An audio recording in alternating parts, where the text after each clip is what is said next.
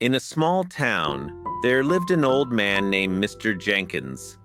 He was known for his peculiar hobby, collecting old radios.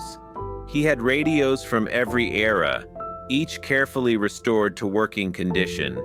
He loved tinkering with them in his dusty attic, tuning into distant stations and mysterious broadcasts. One stormy night, as lightning flashed and thunder rumbled, Mr. Jenkins was in his attic, fiddling with a particularly ancient radio. He turned the dial slowly, searching for a signal through the static. Suddenly, a clear voice emerged from the crackling noise.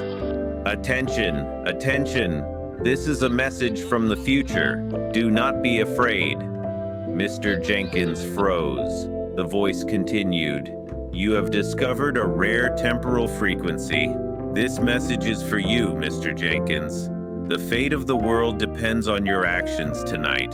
Heart pounding, Mr. Jenkins listened intently. The voice gave him specific instructions. He was to find an old, forgotten key hidden in his attic and use it to unlock a secret compartment in the town's clock tower. With trembling hands, Mr. Jenkins searched the attic. After a frantic search, he found the key inside a dusty box. He hurried through the rain-soaked streets to the clock tower, the instructions echoing in his mind. At the tower, he climbed the narrow stairs and reached a hidden door. The key fit perfectly.